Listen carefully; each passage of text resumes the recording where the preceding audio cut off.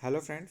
तो आज हम देखने वाले हैं जो 4 जनवरी का एडिटोरियल है उसके वर्ड मीनिंग्स के बारे में। तो आज का जो एडिटोरियल है, इस एडिटोरियल का टॉपिक है safety at all costs on implementation of safety protocols in firework industry. Actually हुआ क्या है कि फायरवर्क जो तमिलनाडु में एक इंडस्ट्री है, वहाँ पे क्या है कि जहाँ पे पटाखे बनते हैं वहाँ पे आग लग गई है। और क्या है कि 4 लोगों की उसके वजह से जान चली गई है।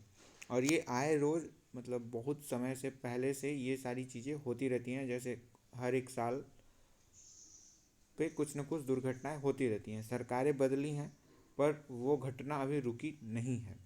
हालांकि कुछ मेजर्स लिए गए हैं, पहले से कंट्रोल हुए हैं। जैसे कि जो चाइल्ड होते हैं, जो पहले छोटे बच्चों को जो काम कराया जाता था उस पर लगाम लगी है, बट अभी भी और ज़्यादा काम करने की ज़रूरत है।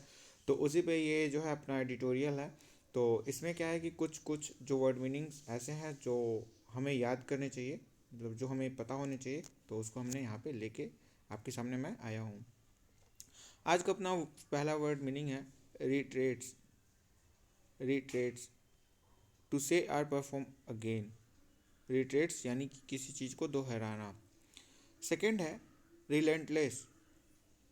रिलेंटलेस यानी लगातार, नॉट स्टॉपिंग, परसिस्टेंट, कंटिन्यू। और थर्ड है अपना विजल। विजल नाउन है। यहाँ पे आप देखो, इस विजल का मतलब होता है a period when you awake all night for special purpose. जैसे कि आप पूजा पाठ के लिए रात भर जग रहे हो, या फिर बच्चों की देखभाल के लिए रात भर जग रहे हो, तो उसे हम कहते हैं। तो यहाँ पे विजल का मतलब एक तो होता है कि रात भर जगना, ये नाउन हो गया। एक तो होता है बच्चों को देखने के लिए या फिर किसी चीज़ के लिए स्पेशल पर्पज़ के लिए जगना। तो वो विजिल एक नाउन है जिसका मतलब होता है कि देखभाल करने के लिए या फिर किसी स्पेशल पर्पज़ के लिए रात भर जगना। अब इन तीनों जो वर्ड्स यहाँ पे हमने तीनों देखे हैं, इन तीनों के वर्ड जो सेंटेंस है, आपको एग्जांपल यहाँ पे देखने के लिए मिल जाएंगे। तीनों वर्ड्स का जो यूज हुआ है इस सेंटेंस में। The hub of the fire cracker sector in Tamil Nadu reiterates the need for relentless vigil to enforce safety protocols in an industry that deals with hazardous processes. यहाँ पे कह रहा है the hub of the fire cracker sector in Tamil Nadu, जो तमिलनाडु में fire cracker sector है यानी जो पटाखों के सेक्टर है, reiterates the need for relentless vigil. यहाँ पे रिट्रेट्स यानी मांग करता है, ज़रूरत है। रिट्रेट्स दोहराता है, ये एग्जाम मतलब एक फिर से सरकार को फिर से बताता है, दोहराता है the need for relentless vigil, यानी कि हमें लगातार देखभाल की ज़रूरत है। एक ऐसा कानून या फिर रूल की ज़रूरत है to info to enforce safety protocols in an industry that deals with hazardous process. उस इंडस्ट्री में जहाँ पे हैजार्डस काम होते हैं। तो यहाँ पे हमने विजिल का यूज किया है, रिलेंटलेस का यूज किया है और रिट्रेट्स का, तीनों का हमने इस सेंटेंस में यूज किया। और ये सेंटेंस जो है द हिंदू का सेंटेंस है। नेक्स्ट वर्ड है अपेरेंटली। अपेरेंटली इसका ये एडजेक्टिव है, एडवर्ब है, सॉरी एडवर्ब है। और इसका मतलब होता है अकॉर्डिंग टू व्हाट पीपल से और टू हाउ समथिंग अपीयर्स। जैसे आम तौर पर हम बोलते हैं ना, आम तौर पर या हो सकता है, ऊपरी तौर पे एक्चुअली क्या हुआ है ये नहीं पता, बट ऊपर से ये देखने में लग रहा है, तो उसको हम कहते हैं अपेरेंटली। अपेरेंटली ऊपरी तौर से, अकॉर्डिंग टू व्हाट पीपल से और टू हाउ समथिंग अपीयर्स, यानी जो लोग कहते हैं या जैसा दिखता है, बट सच्चाई क्या है ये नहीं पता। एक और वर्ड है उसको देख लेते हैं, उसके बाद हम एग्जाम्पल देखेंगे।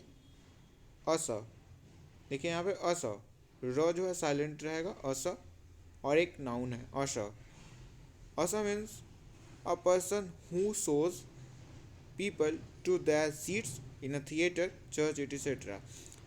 अस यानी एक ऐसा वो व्यक्ति जो आपको सीट दिखाता है, बताता है कि अच्छा आप थिएटर में जाते हो या फिर चर्च में जाते हो तो आपकी सीट कहाँ पे, आपको कहाँ पे बैठना है, तो ऐसा होता है, उसे हम अस कहते हैं। अस ये किसी फंक्शन में भी हो सकता है, कोई भी व्यक्ति, या फिर टू टेक और show somebody where to go, यानी कहाँ जाना है उसको कोई बता रहा है, उसे हम अशर कहते हैं। एक नाउन है एक प्रकार का ये। तो अब हम सेंटेंस देखते हैं। Apparently the workers had come to the unit for a puja to usher in 2022। यहाँ पे क्या है कि लोग कह रहे हैं, या फिर जो वहाँ पे काम करने वाले लोग हैं, जो इंडस्ट्री में, जैसे मैंने बताया कि तमिलनाडु में एक इंडस्ट्री है फायर वर्क का, वहाँ पे आग लगी है। तो यहाँ पे उससे रिलेटेड ये सेंटेंस है, और ये कह रहा है कि लोग आमतौर पर बात कर रहे हैं, या लोगों के हिसाब से जो वहाँ पे काम करने वाले हैं उनसे ये पता चल रहा है कि जो वर्कर्स हैं वो यूनाइट हुए थे। Workers had come to the unit, एक जगह पे आए थे, for a puja to usher in 2022, यानी 2022 में एंटर के लिए। असर यहाँ पे यूज हुआ है। असर यानी कि एक पर्सन होता है, लेकिन हम यहाँ पे उसको हम यूज कर रहे हैं कि टू असर इन 2022, यानी कि हम 2022 में, जैसे हमें 2022 में जाना है, तो उसके लिए हम पूजा करने के लिए यूनिट हुए थे, तब जाके वहाँ, तब मतलब आग लगी थी। यहाँ पे कहने का मतलब ये सेंटेंस का। नेक्स्ट सेंटेंस है, आप देखो इसका कमाल है। बहुत लोग कहेंगे पैराडिगम, इसे पैराडिगम पढ़ सकते हैं, बट ये पैराडिगम नहीं है। इसका जो प्रोनाउंसिएशन है वो पैराडाइम है। पैराडाइम, जी यहाँ पे साइलेंट रहता है, तो हम इसे पढ़ते हैं पैराडाइम। एक नाउन है पैराडाइम, जो है एक नाउन है, और इसका जो मतलब होता है a typical example or pattern of something. A typical example or pattern of something, जैसे कि एक एग्जांपल हम देखते हैं। There has to be a paradigm shift in the manner in event such as the Kalathur blast is viewed. यहाँ पे कालाथूर जो आपको दिख रहा है, कालाथूर जो एक जगह का नाम है, तो कह रहे हैं there has to be a paradigm shift in the manner and event such as the Kalathur blast is viewed. ये कह रहा है कि paradigm shift in the manner, मतलब एक पैराडाइम आना चाहिए, एक पैटर्न देखने का जो तरीका है लोगों का। जैसे कोई भी चीज़ होता है, यहाँ पे कहीं आग लगती है, तो हम उसे देखते हैं कि ये एक दुर्घटना है, बस हम उसे दुर्घटना देख के ख़त्म कर देते हैं, मतलब एक एक्सीडेंट है, काम ख़त्म। लेकिन हम यहाँ पे ये कह रहे हैं कि there has to be a paradigm shift, मतलब हमें एक एग्जाम्पल या फिर अपने आप को चेंज करने की ज़रूरत है। अपने जो नज़रिया है उसको चेंज करने की ज़रूरत है। In the manner and event such as the Kalathur blast is views, जैसे ब्लास्ट हुआ है वहाँ पे, तो हमें अपना नज़रिया जो चेंज करके हम उसे देखें, और उसमें हम देखिए कि यहाँ पे कहाँ गलती हुई है, उस पर ये अपना फोकस कर रहा है। तो इस पर एक सेंटेंस है, आज का आप आर्टिकल देखिएगा, बहुत ही शानदार आर्टिकल है। नेक्स्ट है यूसेज। यूसेज, आप देखो यू पहले पढ़ा जाएगा, सेज एक साथ पढ़ेगा। यूसेज, यूसेज यहाँ पे इसका मतलब हुआ the way something is use, the way something is use, जैसे हम किसी चीज़ को यूज कर रहे हैं। फिर एक इसका सेकंड मीनिंग हो सकता है the amount that something is use, जैसे हम चीनी यूज कर रहे हैं या फिर नमक यूज कर रहे हैं। फिर ग्रामर में एक वर्ड है जिसमें हम सभी टाइप के वर्ड्स यूज कर रहे हैं, तो उसे हम जिस हिसाब से यूज कर रहे हैं उसी को हम यूसेज कहते हैं, यूसेज कहते हैं। एक और वर्ड देख लेते हैं, उसके बाद एग्जाम्पल देखेंगे। नेक्स्ट वर्ड है अनविटिंगली। फिर आप देखो यहाँ पे अन को एक साथ बोलेंगे, विटिंगली को एक साथ बोल, unwittingly. Unwittingly means without being aware, without being aware यानी अनजानेपन में। इसका एक और हो सकता है अनइंटेंशनली, अनइंटेंशनली मतलब जानबूझ के नहीं किया गया, अनइंटेंशनली। अब हम इन दोनों सेंटेंस, दोनों वर्ड का एक साथ मीनिंग देखेंगे, यूसेज का और अनविटिंगली का।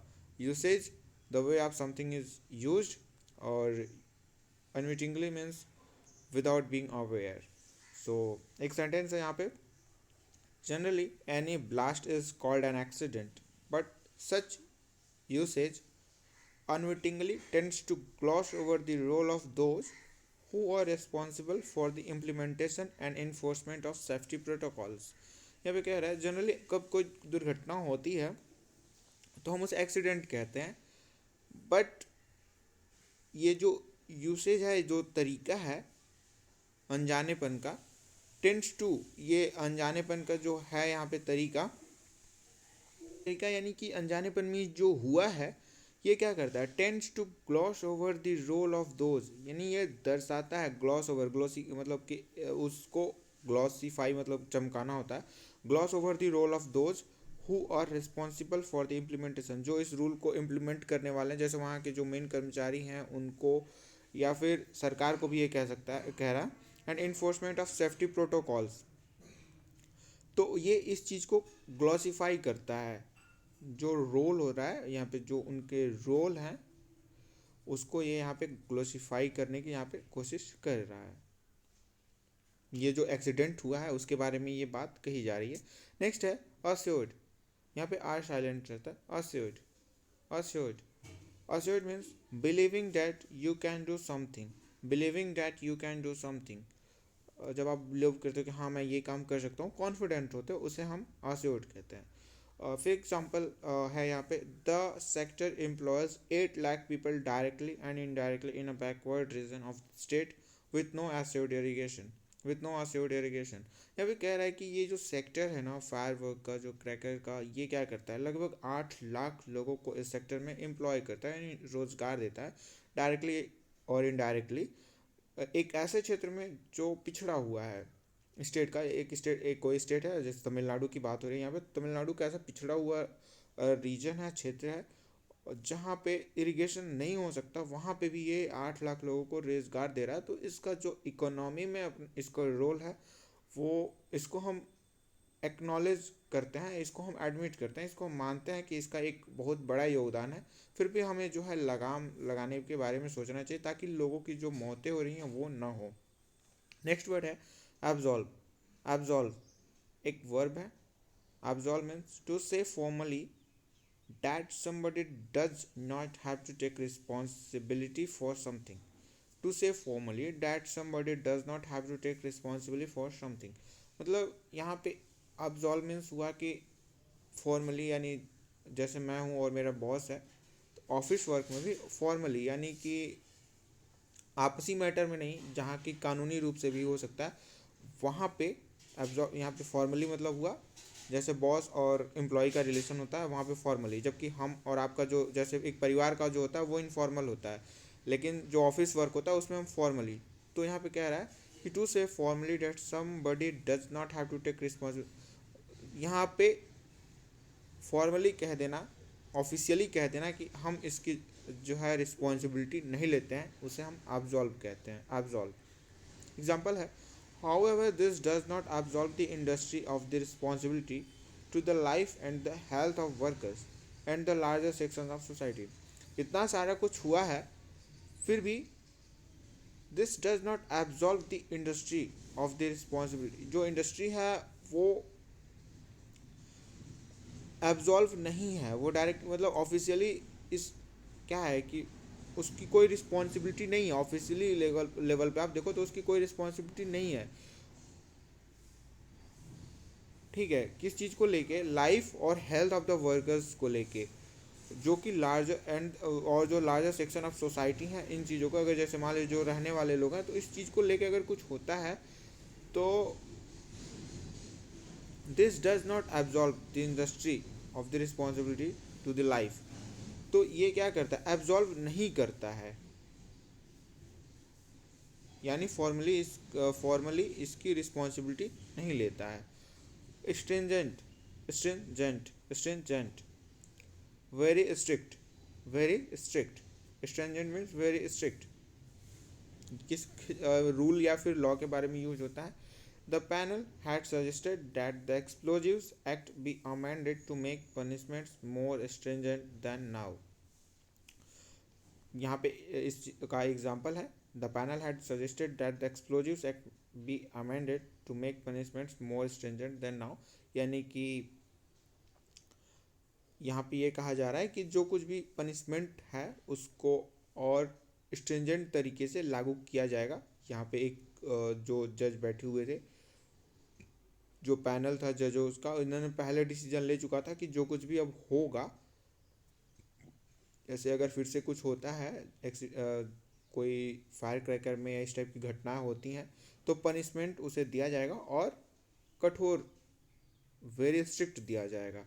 तो उसे एक एग्जांपल लिया गया है, the panel had suggested that the Explosives Act be amended to make punishments more stringent than now. Next और लास्ट वर्ड है डर्थ।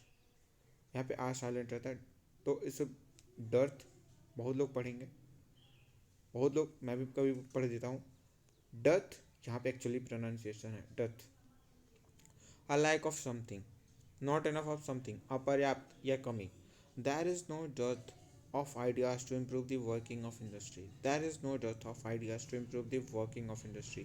ये कह रहा है कि मतलब सरकार क्या है कि कुछ रूल रेगुलेशंस लागू करे, ऐसा नहीं है कि हमारे पास आइडिया की कमी नहीं है, ताकि इस जो इंडस्ट्री है इसमें जो कुछ भी हो रहे हैं घटनाएं, तो उस पर सरकार अगर रोक लगाना चाहे तो रोक लगा सकती है।